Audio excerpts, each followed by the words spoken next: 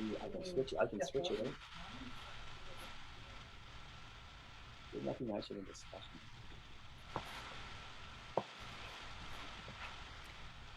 I think we're live. Sorry for that little delay. It was giving me a loading, but yeah, I think we're streaming live. So good morning, everybody. Welcome to Brentwood Inspired Living Center, our Sunday morning Facebook Live, our new way of coming to you. Well, it's becoming the way now, because now we're on week 18 of coming live on Facebook. So welcome. I am scrolling my phone. I tell you this every week, but I like everyone to know if you're newly joining us, so you wonder why I'm looking down. It's because I've got my phone in front of me, and that's where I can catch our live feed, and I can check in with all the comments from everybody and see who's logging in with us. And that's one of my favorite parts to Sunday morning right now is getting to see who's with us and communicating over Facebook with you. So let me know that you're here. Leave a comment, a heart, a thumbs up. What happens when we go live is everybody gets a notification in their Facebook feed, and it says, something like Brentwood Inspired Living Center has gone live, and then everybody jumps on. So I give it a few minutes here to let everybody find their way to us. And so good morning. We warmly welcome everybody. Let me know you're here. Good morning, Randy, and Beverly is here, and Pat, hi, and Ron. Beverly says, thank you for that link. Well, that's, Beverly, you have the notifications turned on, so thank yourself, because that's all you're doing. You've got the notifications turned on, so you get alerted that we're live, and it's very helpful. Good morning, Maria. Hello, everybody. My name is Amy Van Ling, and I am the Spiritual Director here at Brentwood Inspired Living Center, and I am so joyous and grateful to be here this morning with you.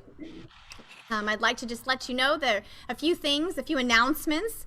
One is that if you would like affirmative prayer, if you are needing prayer for yourself or anyone else, please do not hesitate to reach out to us. You can find our prayer and healing team on our prayer and healing page on our website, which is Brentwood ILC, short for inspiredlivingcenter.org. Send us an email over there. You can always email me directly at amy at brentwoodilc.org, and that will come to me, and I will direct you where you need to go. Good morning, everybody. Good morning, Jennifer and Karen, Luwinda. I love when everyone pops on. Good morning. Happy Sunday. So we also have amazing weekly small groups. You can check those out on our small group discussion page on our website. The Zoom links are all there. You can pop in anytime. Our leaders are happy to bring you into those groups. So check those out. They've been really a saving grace while we've been sheltering in place for so long. And good morning, Dawn. You are connected. Yes. Hello, beloved community. Good morning, Jennifer.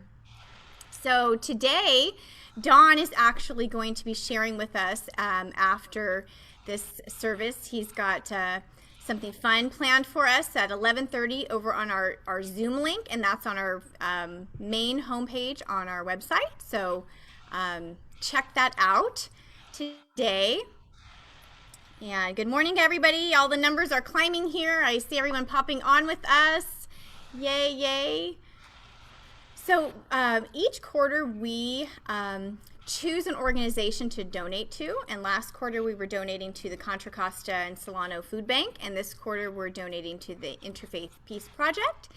So if you'd like to know more about these organizations and what we're doing with our donations, you can check that out on our website, and that's on our Giving Back page. So check that out. Good morning, Sheila and Steve. Nice to see you both. Good morning, good morning. So this is important. We had planned to reopen this month and come back together in person with social distancing, but we're not doing that. We're shifting gears because of the changes that are happening in the county and the state. And so we will continue staying right here on Facebook Live on this platform on Sunday mornings at 10 until further notice. We are just really being called for patience lately and being able to pivot and shift, and we're doing an excellent job, I might say. So Those updates come to you every week in our weekly connection that it goes out to you through the email on Wednesdays. And if you're not on that email list, please let me know. Email me or email the center, or find us on the website and let us know, and we'll add you to that email list because we put a lot of information in that weekly update. So welcome everybody. Good morning, Florence. Okay, everyone is logging on, and I will keep my eyes on the feed here to see that you're all here with us. So we are so grateful and thankful today that Will Tuttle is back with us. It has been a long while since we've seen him, and Will is our musician, and he's also bringing our Sunday message this morning. So he's wearing 2 hats today. We love that. So we're delighted. We are so delighted to have you, Will. We appreciate you so very, very much. I know figuring out this music thing over Zoom is a little tricky, but we decided before we logged on here that we are just embracing perfectly imperfect these days with the music. So thank you, Will. Thank you for joining us and Zooming with us. And Jan Knight, our incredible board president, is here with us this morning to share our inspirational reading and our prosperity message, and also to remind us about our new fundraiser, Nature's Vision. So thank you, Jan. I appreciate you so very much. She holds it all together for us behind the scenes. Good morning, Catherine. Good morning, Kathy. Good morning, Karen. Thank you, Karen. Gloria's here. Yay. Wonderful. Good morning, everybody. We love you. So, so grateful that you're here. I'll keep my eyes peeled on you guys here on the phone. And we're going to go ahead and get started now by opening with our mission statement. So I just invite you to just be in this moment. Just take a deep breath. Feel into this moment, relax, settle in, feel the presence of God. I invite you to feel into these words. This is who we are. This is our mission statement here at Brentwood Inspired Living Center. We are an open, heart-centered spiritual community, honoring the one presence within us. We welcome all to connect, grow, and expand in wisdom, compassion, and love. So, thank you for being here with us and joining in this mission with us. So Jan has our inspirational reading this morning, so I'm going to hand the screen over to you, Jan. Hey, good morning, everyone. It's so great to be here, and I'm so proud of us. We're so flexible and so enlivened with our flexibility. So our theme of the month is empowerment, and you know me, I'm a 50-year teacher, so I see our themes always, oftentimes through the lens of education. And so today, I was thinking about education, and I was thinking about empowerment, and I remembered a book that I read a long time ago by my mentor, Parker Palmer, and it's called To Know as We Are Known, Education as a Spiritual Journey. And so I remembered the story. So I want to read, it just felt like it really related to empowerment. So, goes like this. I've heard of a history teacher who knew how to open space with a lecture and who exemplifies the courage it takes to do so. At the first class, this teacher gave a detailed lecture surveying the major events of the period under consideration. At the end of that session, with the students bending under the weight of the information that this teacher had dumped on them, he said, "You can tear up all those notes because much of what I said today is untrue. Some of it was so patently false, you should have been suspicious. There was no electrical power in the 17th century. From time to time, in the coming term, I will slip into more lies. It will be up to you to catch them and to challenge me if you want to get things straight. I will not accept any of my own lies as answers on exams. They are false, even if I did say them." Class dismissed. Just thinking about how that relates to empowerment. Thanks. Wonderful. Thank you, Jan. I love that. I love that. Me I too. appreciate that little kind of twist there at the end. I appreciate you so much. Okay, wonderful. So Will is here with our first song this morning. So I'm going to just hand it over to you, Will. You are still muted, though. So, there we go. All Wonderful. right. Thank you so much, Amy and Jan. And thanks, everyone, for joining us here at the Brentwood Center for Inspired Living. I'm with you guys in spirit, of course, and we're together. And I love the theme that you just talked about of empowerment for the month. And so that just made me think, because I was wondering what I was going to play on the piano. I'm sitting here in Hidden Valley Lake at the grand piano. It's like right here. And so I'm going to go ahead and play a piece. Empowered by Spirit, actually, is the name of this piece that I gave to it. It's a piece of original piano music. And so just feel free to join with me and let the music take you on an inner journey. I'd like to dedicate it to the healing of all of our relations and to creating a field of consciousness, of abundance and healing and awareness, creativity and freedom for the benefit of all living beings. So enjoy. Here we go.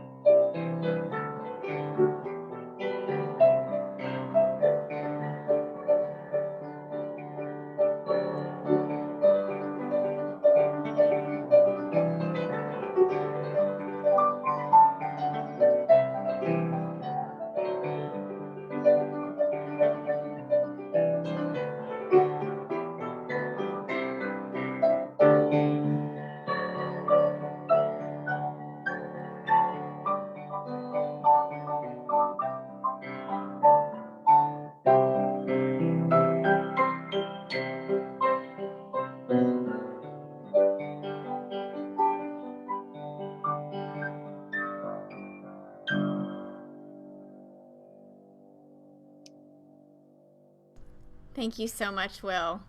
I know somebody was saying about the sound. We are doing our best. Remember, I said we're perfectly imperfect with music these days. But, Will, it's beautiful. You've always brought such beautiful music to us, and we appreciate it so much. Thank you. Thank you, thank you. Okay, I invite you now into our virtual prosperity time with Jan. Jan, you're still muted, and I can't unmute you. There you go. All right, everyone. Well, thank you so much for that music. It's just so beautiful. I was telling you before we started, I could listen to it just with my eyes closed all day long, listen to you play the piano. It's just such a beautiful gift to us that you bring. So this is our time to talk about gifts and get into the presence of gifts and be in gratitude all the time. And we want to join together in celebration of our abundance and knowing that we are prosperous in every way in this community, ourselves as a community together, and the world. So let's now just take a breath and let's open our hearts to giving, to the practice of giving, to giving and receiving. And even though we're not gathered here in person, we remember that our community is totally thriving because of your awesome generosity. We're reminded of that all the time.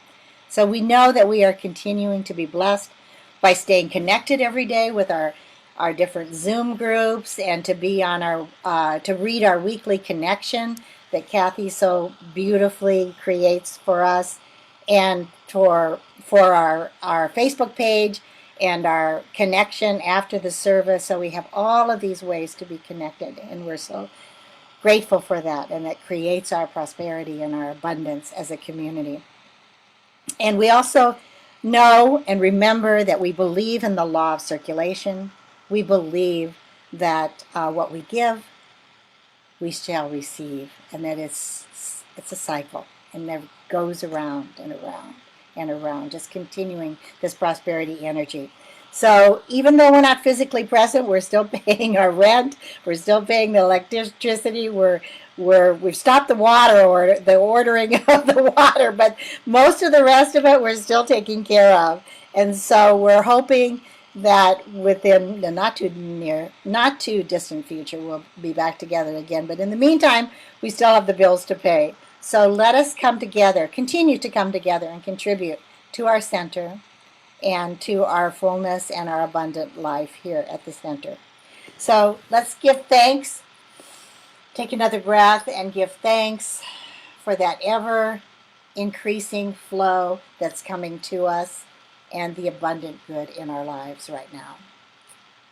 And so I just want to remind you of a couple things related to our prosperity and our abundance. The first thing is we have 3 ways to donate, and the first way is through Zelle. All of these are indicated. All these are clearly delineated online. So you just go to our website and you can find out about Zelle or the link for PayPal, or you can write a check and send it to our address here at Brentwood Inspired Living Center. And then finally, I would like to share with you the Nature's Vision. And Nature's Vision is our fundraiser, and it's all online. It doesn't have to be online, though. If you would like a catalog, Jennifer will be happy to send you a catalog. So you can just email me, or you can email Jennifer, and we will get a catalog. We'll hand deliver a catalog to you for that. But if you remember Nature's Vision, we've been doing this every other year for a few years now, and it's a wonderful catalog. It's a great opportunity to get products, to buy gifts for the holidays or for birthdays, and it's a very supportive environmental organization, and it is a contributor to us because we get 40% of the profits. So it's a wonderful way to get your gifts and plan ahead for birthdays, etc., and still support our community. And we're going to continue this through July and through August, and we'll end it August 31st. So if there are any questions, just send me an email or text me or let me know, or Jennifer, and we'll be happy to drop off a catalog, etc. Thank you so much, everyone. Blessings. Thank you so much, Jan. I appreciate that. Yeah, there's some fun stuff in that Nature's Vision catalog, so thank you for sharing. Okay, everybody, we have a wonderful special meditation with Will this morning, so I'm going to go ahead and hand that over to you, Will. Thank you so much. Oh, you're muted. There you go. Thank you so much, Amy and Jan. Really, Jan, it's so good to be with everyone here this morning, and remembering the community, which is really the foundation of our spiritual practice, is that we're not isolated individuals, that we are part of a community. So let's just take a moment as we have a short meditation together, connect with our own breathing. With every exhalation, now we just let go of any thoughts of the past, letting go of any thoughts of the future, and allowing ourselves to enter more deeply into this present moment. The only holy moment is right now. So we give thanks for this precious opportunity of human birth, and for this beautiful day, and for our connection with all of our loved ones, and for our connection with this inspired living community, and for the teachings of liberation and love and awareness and freedom here, and for all the teachers in our life. We give thanks to this beautiful earth, and for all the beings celebrating their lives here, and the rivers, and the forests, and the oceans, and the skies, and the prairies, for the whole human family on a journey of awakening and evolving to understand and live the truth of the infinite interconnectedness of all life. So we give thanks knowing that the infinite light, shining always very core and heart of the universe, is shining in our heart, in every cell of our being, bringing every dimension of our life into harmony, into joy and freedom, into peace and harmony. And with gratitude, now we enter into the silence. We know that time and space ultimately are illusions to infinite and eternal consciousness, which is our true nature.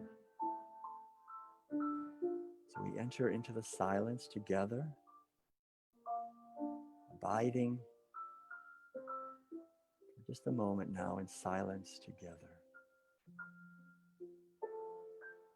radiating peace, love, compassion, and joy as we sit together in silence.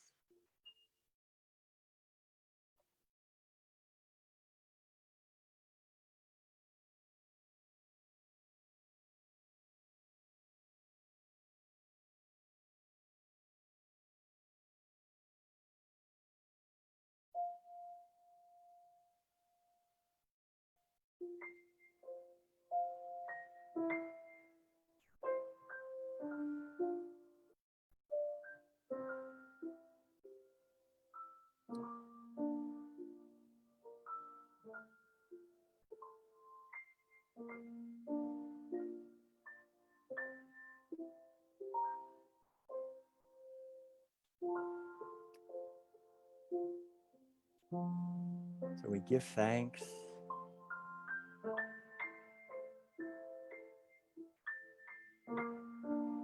for this beautiful time we have together and this precious opportunity to be part of the solution to the problems here on this earth, and to purify our minds and hearts, to be receptive to the higher teachings of liberation, of truth.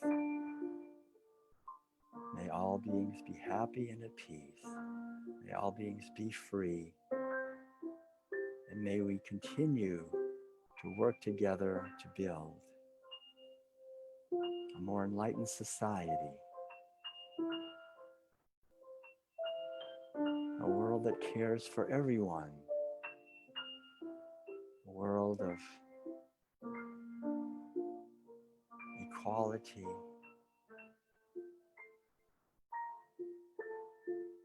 of respect for all, a world that reflects the inner Christ shining in every expression of life. The power and presence of the infinite spirit of love and truth, we give thanks, knowing this is so, and so it is.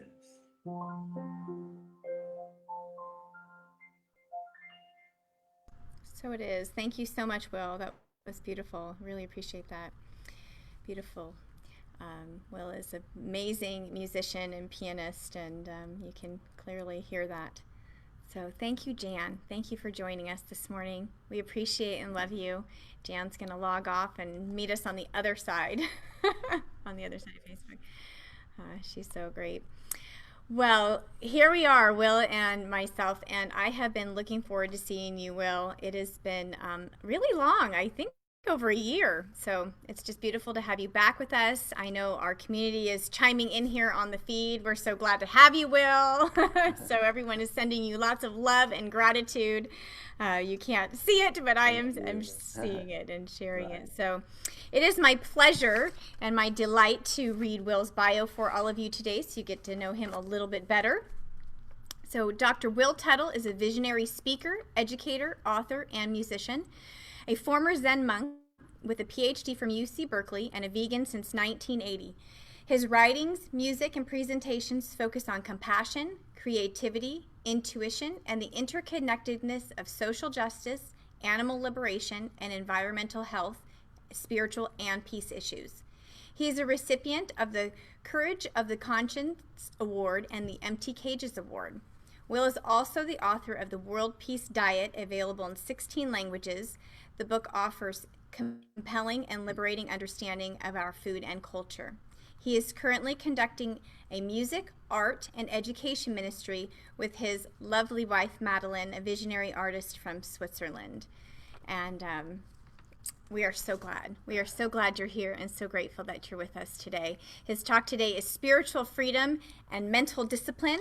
So I'm going to check this Facebook feed one more time to make sure that everybody can see us, and we're still live there, because you never know, sometimes crazy things happen with Facebook, but we're still there and all is well.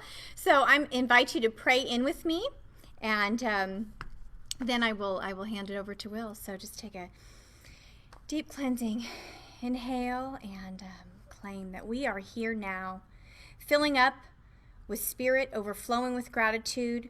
We know that we are divine, and we abide one in the Spirit, perfect, holy, and whole. We are God expressing. We are the face of God. We claim dominion over our lives, and we allow the power and the presence to guide us in this particular time in history, where the new paradigm is emerging and the old is falling away. And we are so thankful and so grateful for this call to show up, living the love, walking our talk. We will not play small in this time. We are here to represent the beauty, the light, the power, the extraordinary presence of love and spirit that enfolds us. We bless Will Tuttle today, and we open our hearts and souls to his message. And I release this word, and so it is. Amen. Ashe. Thank you. Thank you, Will. I'm going to hand it over to you. We appreciate you so very much. Wonderful. Thank you so much. Yes, thank you, Amy. And again, thank you all. This is a challenging time for us, and we are relying, as I understand, on somewhat imperfect technology to simulate in a certain way the beautiful experience that I remember so many times being in the really beautiful, love-filled center in Brentwood, where we gathered for so long. And that's still going on. It's still happening right this second. We're gathering in consciousness, because that's really what it is. We bring our bodies together, but the bodies are not who we are. What we are is infinite and eternal consciousness. And so we're gathering our consciousness here. And in a sense, I think it's pointing at the deeper wisdom, again, which is that we are not our physical bodies. The physical bodies are wonderful vehicles for us, and we're called to respect them and treat them well, but to look beyond them, to see what makes them possible, what animates these physical bodies, and to see that whenever we see anyone else, whatever's the outer dimension of the race or gender, or even from my point of view, even species, look beyond that to see the life that is living, that is shining, that is a beautiful expression of divine yearning for celebration, for understanding, and for awareness.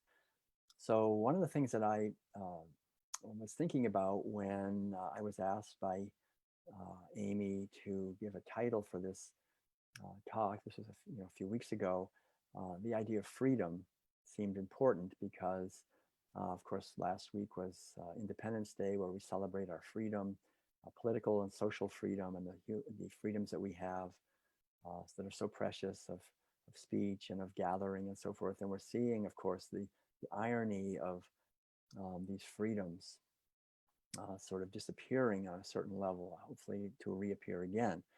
But the idea of freedom, I think, is critical. One of the underlying spiritual teachings, I would say one of the most essential spiritual teachings, probably the core spiritual teaching, is the teaching of spiritual freedom.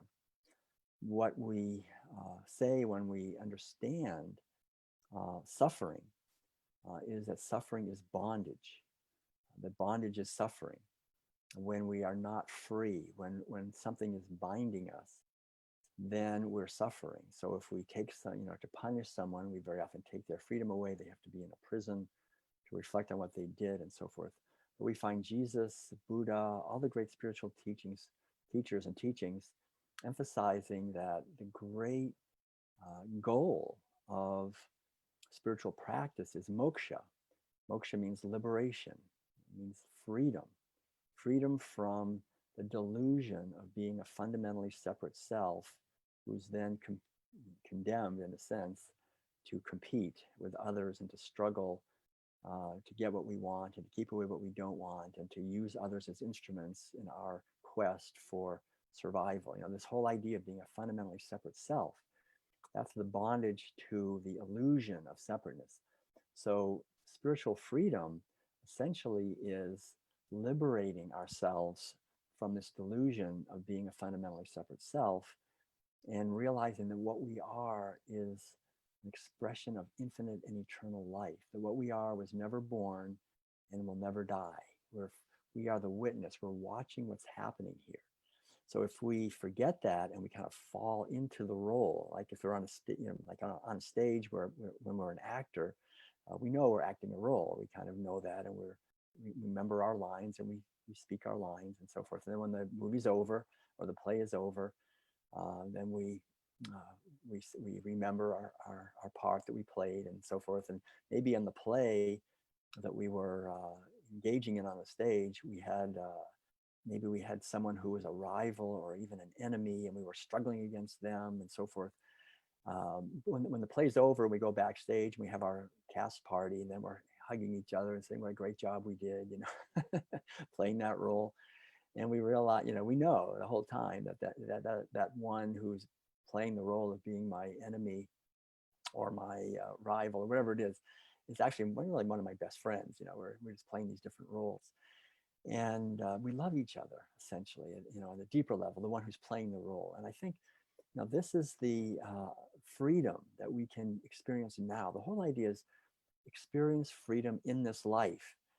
There's this idea, I think, in sort of some of the exoteric or outer teachings, like in Christianity and other traditions, that we don't have freedom until we leave the earth, and then we have freedom. Then we can go to heaven and have freedom then. But I remember what Jesus said. The whole idea is that the kingdom of heaven is at hand. It's right here. It's all around us.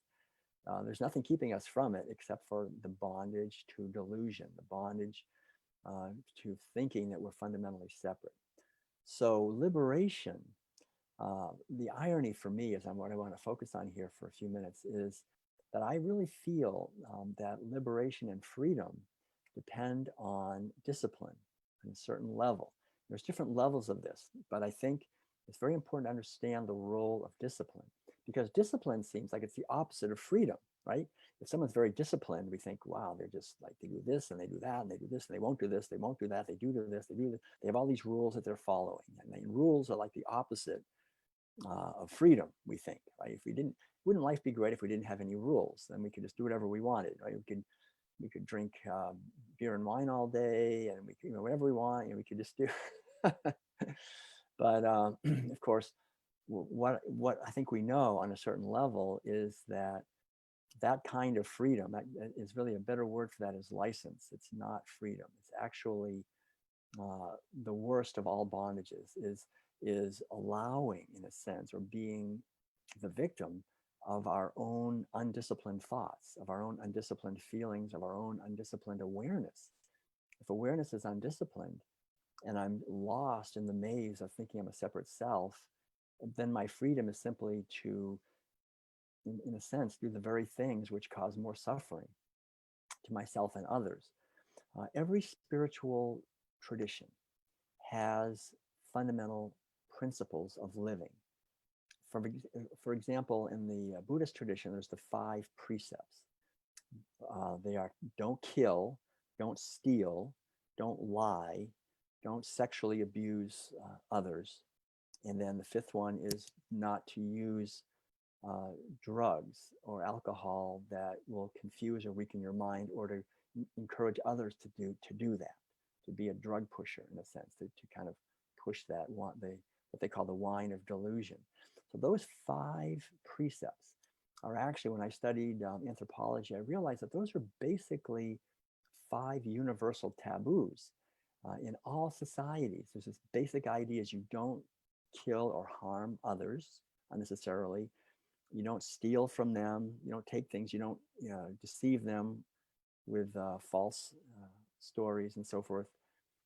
You don't sexually abuse others in any way, and you don't try to have them take substances that are not in their best interest, that are poisoning them or harming them physically or mentally.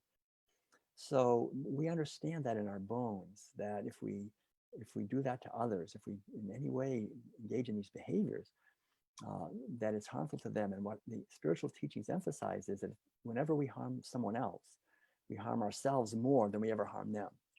And if I lie or manipulate or whatever it is, I may get an advantage, but I'm actually harming myself at a deeper level. And to realize that the more we connect with our true nature, we see directly that harming another is harming myself. Why would I do that? We learn at a certain point that if the stove is turned on and there's a hot burner there, we don't put our hand on that, right? It doesn't take a lot of discipline not to put our hand on that burner.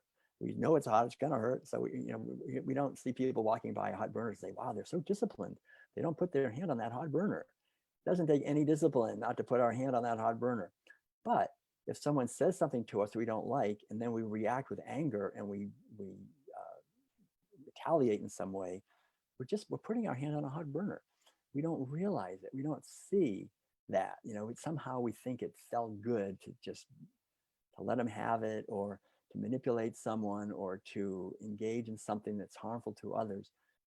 We don't see that that's actually putting our hand on a hot burner. It burns us, but it's just not so immediate. It comes back a little later.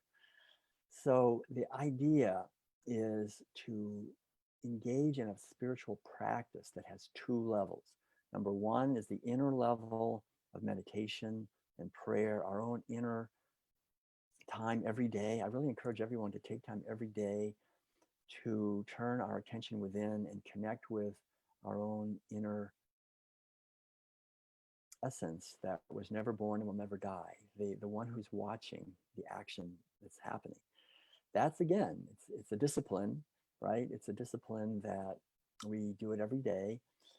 And yet with time, this is what I've discovered, with time it becomes a joy, something we would never want to miss. It's like going outside and having sunshine on us and taking a swim in the cool water. These are things that you don't have to say, oh, I'm really disciplined. I go swimming and I get in the sun and I enjoy nature and I enjoy loving conversations. This is something that we practice. And so the more we practice something, the more skillful we become at that, whatever we're practicing. That's why I love, of course, the Fillmores are very important teachers, the Church of Practical Christianity, that idea of practicing. And so that's one level, is the inner level of taking time to be contemplating and connecting with the transpersonal dimension of consciousness that is our true nature, beyond the actor or actress on the stage, the one who's behind the mask, the being that we are, whatever mask we're wearing, whatever gender we are, whatever race we are. Don't worry, you're going to come back in another life as a different race and a different gender. Believe me, we'll be all of it. We're everything. So So understand, we're working through a particular form to understand that clearly. And then that's one level. The second level is the outer life, how we're living our life, our action. And this is where discipline seems to get more, I think, a little more palpable, because this is where we actually practice things. So I just want to say, like, in a couple of examples that I've had in my life. I remember, for example, when I was a little kid, I noticed my father. This was something that was just in my life so clearly. I noticed how my father loved to play the piano. He would come home from work. He owned a newspaper, so he'd work all day at the newspaper, and then he would come home, and he'd sit at the piano and he'd play. And I could see he liked it. He loved doing that. And before I was born, he had his own dance band up in Maine, and I knew he just loved playing the piano, and he liked it when people would listen and people would dance or whatever. And so I was the oldest child, and so I wanted to be like him. I wanted to play, so I would sit there and do my best to play the piano. And at one point, I started taking lessons from him, actually, when I was probably only 7 or 8 years old. I started taking lessons. I was going through these books, but he really made an effort. He said, yeah, listen, if you want to play, then you've got to be disciplined. He was like, you've got to practice every single day, for half an hour. That's what you need to do. Otherwise, I'm not going to waste my time, sitting down here with you if you're not going to put in the time to practice these pieces. And he had all these pieces I have to go through and learn how to read music and play them and so forth. And so I had to mark down on the kitchen on this piece of paper on a bulletin board that I did for Monday and for Tuesday and for Wednesday, how many minutes I was doing.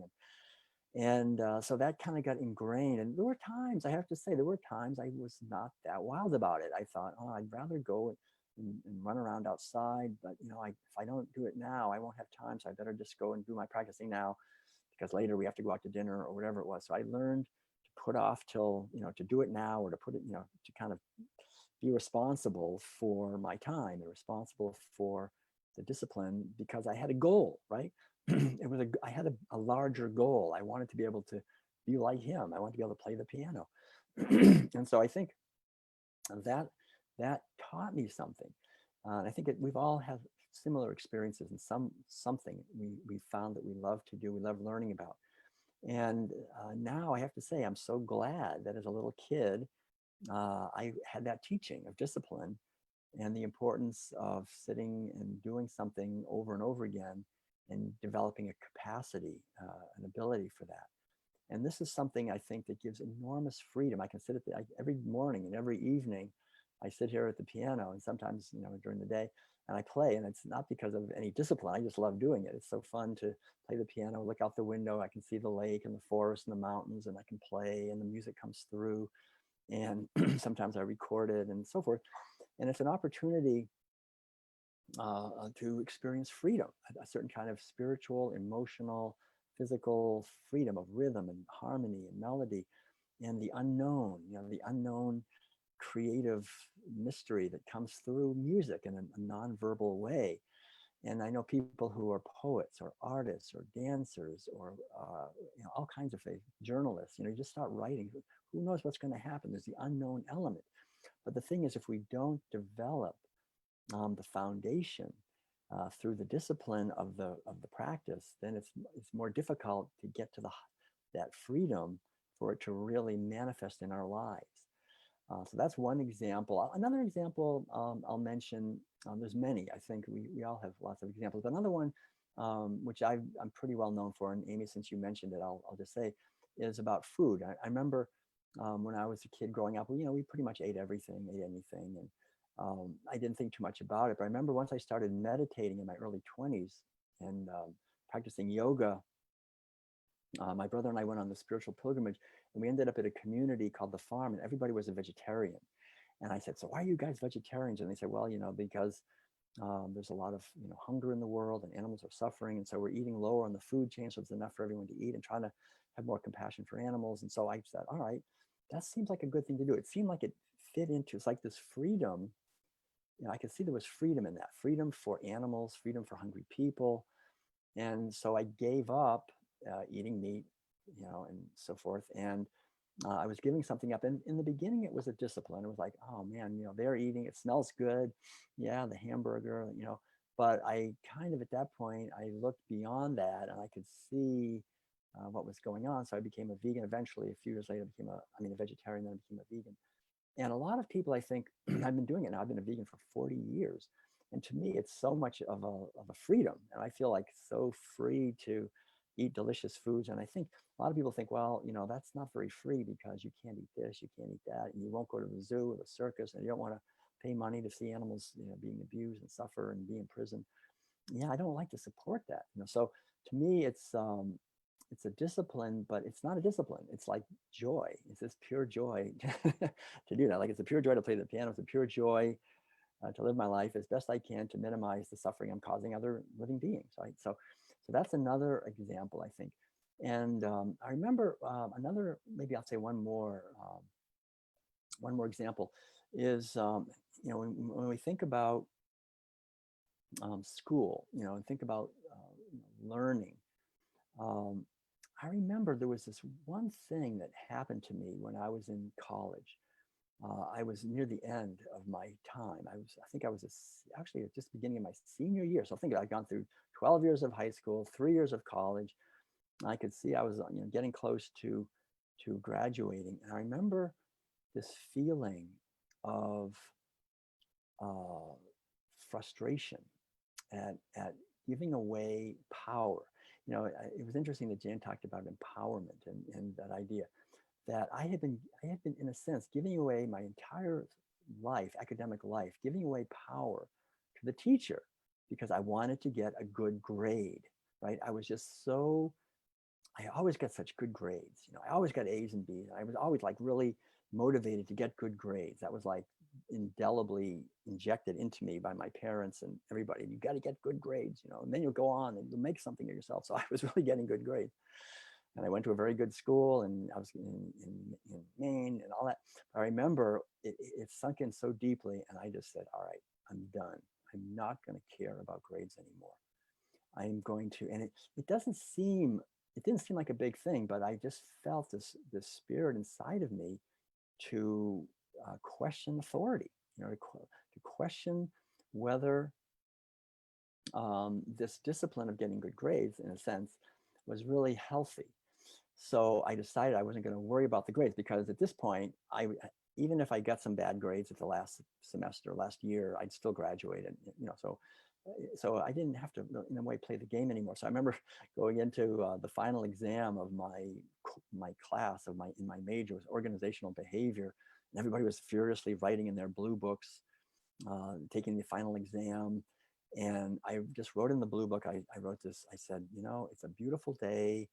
The pond is frozen. I'm going to go out skating. Goodbye. And I just gave it to the guy and left. And I remember walking out and looking back through the window and seeing the teacher. He had his jaw like dropped, and he was like, oh my gosh, what. And then he called me into his office. He was also my advisor, academic advisor. And he said, you're just cutting off all of your options. You're not going to be able to go to graduate school. If you'll graduate, but you won't be able to go on. You won't be able to go to graduate school. And I just felt like, I've been giving up my life and my freedom and everything for so long, trying to get good grades, trying to please everybody and get approval. And, I don't want to do it anymore. If I burn my bridges, so be it. So that was it. So I spent that whole semester being the editor of the school newspaper. And I threw myself into reading what I wanted to read. And I didn't worry about my grades. And then went on that spiritual pilgrimage with my brother. Got out to California. A few years later, I was working a job as a typist. And I thought, I should get a master's degree if I'm going to get a decent job. So I applied to UC Berkeley for a master's degree. And lo and behold, they said, no, your grades aren't good enough. You can't come. I remember thinking, oh man, I really blew it that time. But I just kept thinking, well, you just got to do the right, what you love to do, And so I had at this point, luckily, the discipline to know that if whatever I put my attention on is going to grow, and just focus on that. And so I started taking courses at the California Institute of Integral Studies. And then I applied at San Francisco State University into their master's program. And they said, well, yeah, I know you didn't have too good grades there at the end, but we can see you did very good work overall. And so they let me in, and I got my master's degree at San Francisco State University. And at that point, I had such a love of learning, and I had many years of meditation under my belt at that point too. And so I decided to get a PhD. And so I went back to Berkeley and I applied for a PhD at Berkeley, and they looked at my records at San Francisco State. And I remember getting when they wrote about it, they said, well, we think that your academic performance at Colby College, even though it wasn't that good, it doesn't matter. We can see that you have very high scholastic standards. So they let me in anyway. So I get into Berkeley, got my PhD, and ended up, I think I broke all the records there for, I had nothing but A's or A pluses the entire time at Berkeley, and my dissertation was nominated as the best dissertation at Berkeley and all that. So at that point, I wasn't trying to get good grades anymore. I was just doing it because I loved it. It was just I was very interested in my PhD on educating intuition in adults. And so I think the whole idea is to find discipline, in a sense, of living our life, going for what we know in this lifetime is our purpose. That if we're focused on a purpose, that we have something that we're really here to live for, then our discipline is no longer discipline. It's joy. It's something we love to do. And yet it looks from the outside like we're very disciplined. We get up at 5 o'clock in the morning and we're meditating and doing yoga and Tai Chi. We do this and we do that. And people go, wow, it's like, no, it's just fun. I mean, it's what else? It wouldn't be, it just creates space and freedom.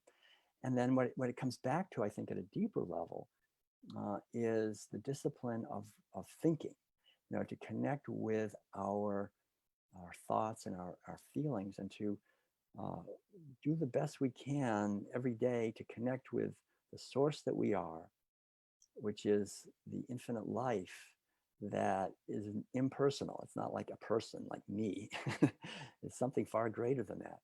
And then when we see others, to see that and see that in them, and then treat others with kindness and love and respect. And then I think that, again, in a certain way, is a discipline. There may be a yearning that I have to criticize another or judge them, but I think the more that we practice the inner discipline of inner silence and looking with eyes of loving kindness towards others, then what seems to be a discipline is no longer discipline. It's actually freedom.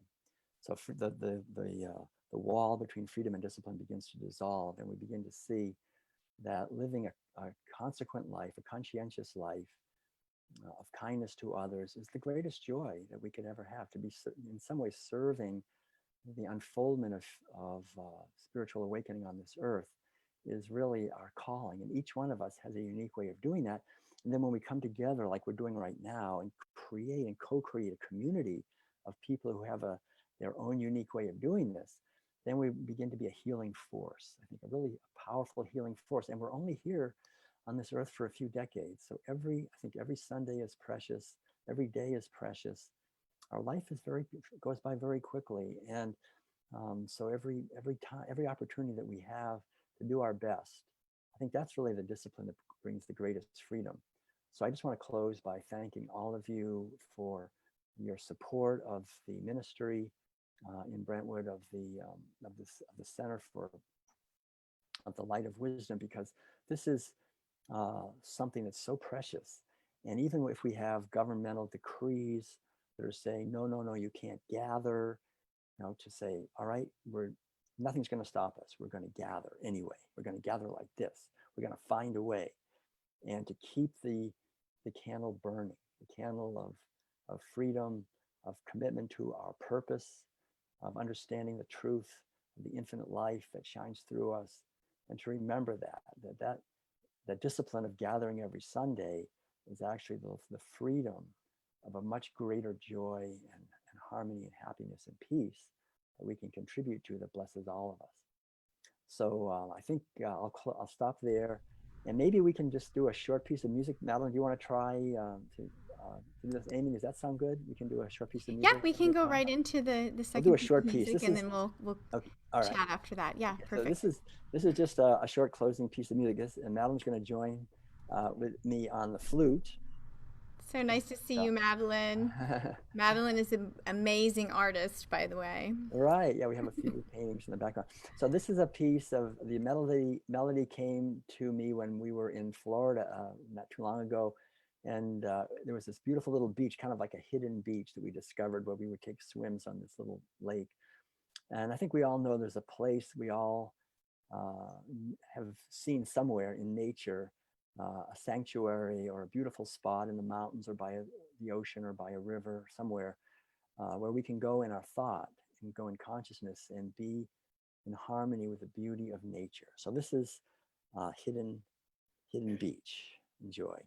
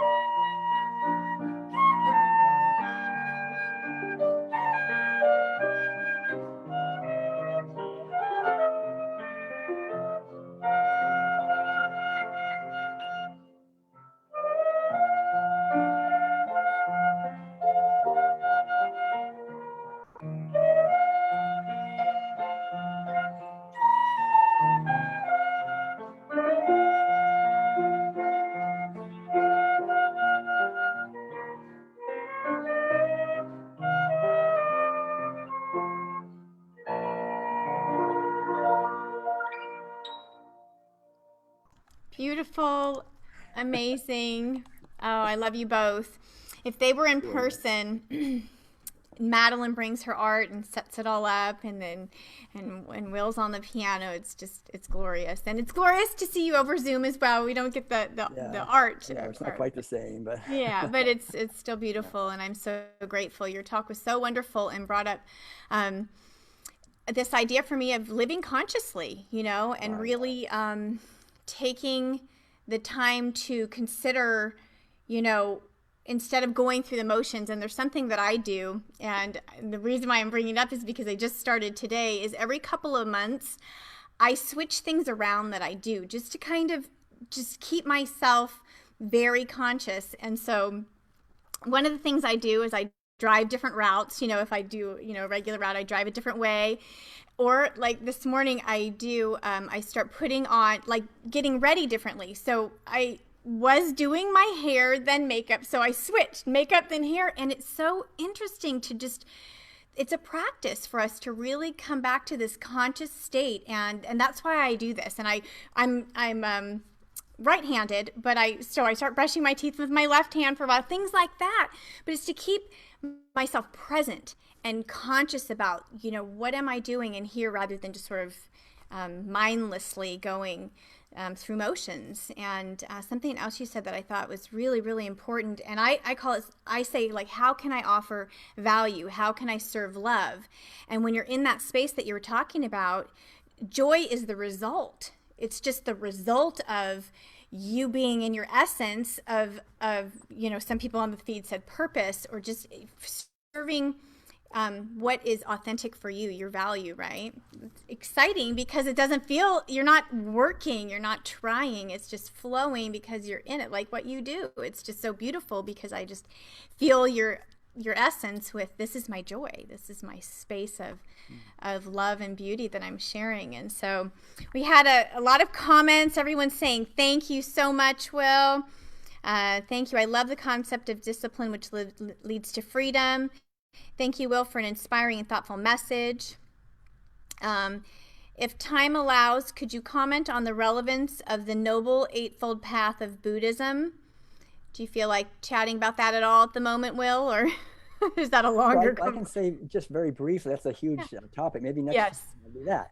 But basically in Buddhism, there's the foundational teaching is the Four Noble Truths, they're called, which is number one, the truth of suffering. Usually the word is unsatisfactoriness, dukkha, which means essentially when we're under delusion, there's suffering. The second noble truth is there's a cause of that. The third is that it's possible to end it. It's possible to end this fundamental suffering that we experience as human beings. And then the fourth one is the Noble Eightfold Path, which is the actual path to practice. And so that there's like 8 different things, like the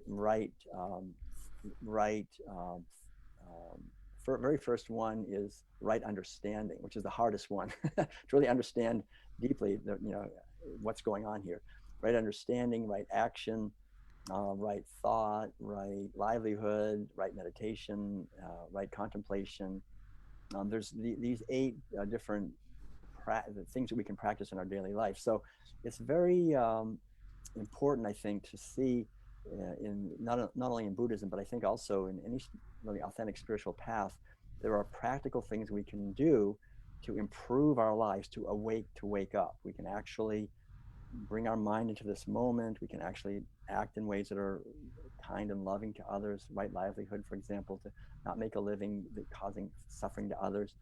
Things like you said, Amy, like maybe when we always do things with the right hand, do something with our left hand. I do that in the morning. I always put my right foot in the pants first. I put my other foot in first. Just try different things. It's a good idea. Yeah. But the underlying one, I'll just close with this idea.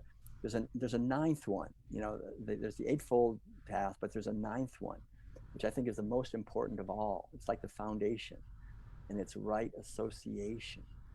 Right association is basically you become like whoever you hang out with.